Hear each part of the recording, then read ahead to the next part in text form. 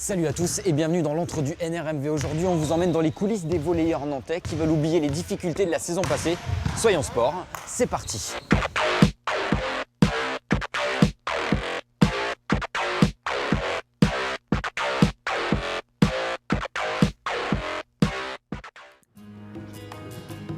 « 10 heures, comme un lendemain de soirée difficile.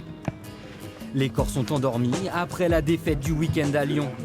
Le réveil se fait lentement, même si le NRMV n'a déjà plus le temps car la saison passée, les volleyeurs nantais ont dû attendre la dernière journée pour se maintenir. Une fatigue mentale qu'ils ne veulent plus revivre. Et ça a été très dur, vraiment nerveusement, psychologiquement, on se remet en cause, on se dit qu'on s'est trompé sur tout un tas de plans et bon. Ça manquait surtout la confiance, ça manquait plus de combats, plus de guerriers. Ça manquait un moment important, ça appuie sur le collectif. Car toute la saison passée, le NRMV a végété dans le bas du classement. Seulement 5 succès en 26 matchs et n'a dû son salut qu'à une victoire lors de l'ultime rencontre face à Paris, alors leader du championnat. Pour cette nouvelle saison, le club veut donc tout effacer, repartir d'une feuille blanche. 6 joueurs sont arrivés, 6 autres sont partis. Après, ça a changé, donc on a besoin de temps un peu pour régler certains trucs. Mais voilà, il faut que ça rentre dans l'ordre rapidement et pour qu'on fasse une bonne saison et pas se compliquer la tâche comme la saison dernière. Dans quelques instants, vous découvrirez l'un des visages de ce nouveau NRMV. En attendant, place à notre dossier de la semaine. Il est consacré au tennis féminin et à l'Open de Nantes qui avait lieu toute cette semaine. Regardez. Plusieurs top 100 mondiales, certaines des meilleures joueuses françaises, l'Open de tennis de Nantes est un exemple de réussite depuis maintenant 15 ans. Dans la région, il n'a d'ailleurs pas d'équivalent au masculin. Mais malgré ça, rien n'y fait. Les filles délaissent toujours la balle jaune. En France, comme en Pays de la Loire, 3 licenciés sur 4 sont aujourd'hui des garçons.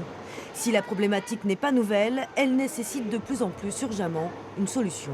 Je pense que ça passe par là, avoir beaucoup de tournois en France pour que les petites filles dans les clubs voient qu'il y a des beaux tournois à jouer et que voilà, on a des belles conditions, des ramasseurs de balles, des juges de ligne. Et on joue comme dans un grand tournoi, quoi. La fédération, de son côté, a fait un autre constat. Le problème se situerait essentiellement dans la capacité des clubs à fidéliser ces licenciées féminines. Elles jouent, s'amusent pendant 1 ou 2 ans avant de ranger définitivement la raquette dans la housse. Les amener à faire de la compétition dans leur club plus facilement, c'est ce qui peut-être les fidélisera plus, qui fera qu'on en aura plus, une plus grosse densité. Donc c'est vrai qu'on est en réflexion et, là-dessus et on essaye d'arriver à ce qu'il y ait de plus en plus de petites filles qui joueraient. Comment tu t'appelles ? Car. Amener des filles plus vite à la compétition pourrait en plus avoir un double effet. D'abord les fidéliser, mais surtout faire monter le niveau national et sortir peut-être quelques futures championnes. Car là réside le dernier problème du tennis féminin actuel. Depuis Marion Bartoli en 2013, aucune Française n'a réussi à dépasser le stade d'un quart de finale en Grand Chelem. Or, comme dans les autres sports, une victoire tricolore augmenterait forcément le nombre de licences. C'est absolument immédiat dans les sports collectifs. Nos collègues du handball ou du volley, en ce moment c'est le volley, nous le disent. Dans le tennis, c'est un peu moins flagrant. C'est pas aussi immédiat qu'on pourrait l'imaginer, mais il y a à coup sûr un impact, bien sûr. On rentrerait alors dans un cercle vertueux. Une gagnante, plus de licenciés, un niveau qui s'élève avec au bout de nouvelles gagnantes et d'autres licences. Il faudrait peut-être même envisager, comme l'a dit Mathilde Johansson, de nouveaux tournois en France. Mais d'ici là, il y aura, quoi qu'il arrive, toujours l'Open de Nantes. Voici Andrzej Patuk, l'un des nouveaux visages du NRMV. International slovaque, il est arrivé pour mener du haut de son double mètre l'attaque ligérienne. La saison passée, il jouait chez lui en Slovaquie et a été élu meilleur joueur du championnat. Mais l'Hexagone ne lui est pas inconnu, 5 ans passés à Rennes, Narbonne et Asnières. Et donc aujourd'hui Nantes, groupe dans lequel il veut se fondre, sans se mettre trop de pression. C'est dur un peu si on a si on a pression énorme. Par exemple, si tu joues pour quelque chose vraiment important ou des matchs importants, c'est un peu dur, mais après il faut vivre avec ça. Allez, 1, 2, 3, non! Et pour ne pas mettre toute la pression sur un seul joueur, le club a décidé de former un groupe plein d'expérience et capable de se lier sur et en dehors du terrain. L'année dernière, comme je dis toujours, qu'est-ce qu'il y avait de commun entre un Brésilien de 26 ans et un Finlandais de 21 ans? Ça, on n'avait pas anticipé l'année dernière, ce genre de choses. Et voilà. Donc on a fait très attention à ça. Cette année, le groupe vit donc différemment. Des repas ensemble, des séances de balnéo ou encore quelques petits foot. Le NRMV 2015, c'est sérénité, bonne ambiance et aller voir balle au pied. Clairement une équipe de volley. Dans une minute, on parlera de l'avenir du NRMV. Juste le temps de découvrir l'entraîneur du Saint-Nazaire Rugby, Cédric Mollet. Façon décalée, regardez. Le truc le plus fou que j'ai fait après un match de rugby. Il se passe pas tant de choses que ça pourtant. Je m'appelle Cédric Mollet, j'ai 39 ans, je suis marié, 4 enfants et je suis entraîneur de rugby. Et comment t'en es arrivé au rugby? Maman voulait pas trop, mais au collège UNSS, donc 1 match, 2 matchs, 3 matchs, et puis voilà, c'était parti. Maman, elle avait pas son mot à dire? Alors, au départ, si, et maintenant, elle fait tous les matchs. Même les petits-enfants suivent, donc il n'y a plus de problème maintenant. Après, on dit souvent aussi que ce qui se passe dans le vestiaire reste dans le vestiaire. Donc c'est compliqué de sortir un truc, là. Si je te dis que t'es un footballeur, tu le prends bien ou tu le prends mal? Je le prends bien parce que je sais que c'est une blague.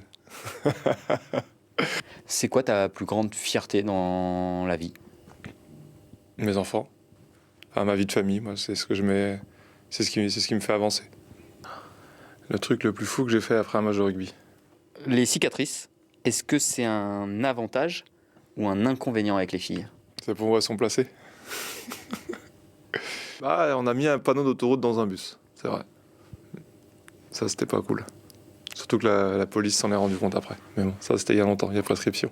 Petit détour maintenant sur le reste des événements sportifs du week-end. De la Pro A ce soir, Le Mans accueille à 20h les Pyrénéens de Pau. Cholet, de son côté, tentera de réagir à domicile face à Reims. En football, deuxième déplacement de la semaine pour le FC Nantes. Après la victoire obtenue à Nice, rendez-vous à Montpellier ce soir pour le compte de la 13e journée de Ligue 1. Enfin, en handball, les filles d'Angers reçoivent leurs homologues nantaises. Un derby sous haute tension demain à 15h30.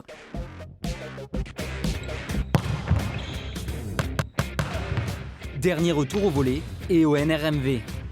Pour leur deuxième entraînement de la journée, les joueurs de Martine de Mar répètent depuis 1 heure leur gamme offensive. C'est pas grave, ça arrive, maintenant ça va être mieux. Le coach tchèque entame sa 7e saison sur le banc nantais. Des joueurs, il en a vu passer et c'est qu'un match se gagne d'abord dans la tête.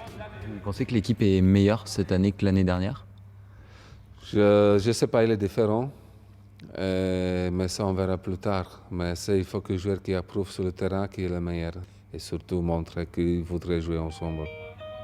Le maintien passera déjà par une maîtrise à domicile. Faire de Nantes une forteresse imprenable pour voyager ensuite plus sereinement. Pour ça, le NRMV n'a fixé à ses joueurs aucun objectif, mais aucune limite non plus. La mission maintien du NRMV est lancée et ça commence dès ce soir face à Toulouse. Soyons Sport, c'est terminé pour cette semaine. Je vous dis à très vite. Ciao!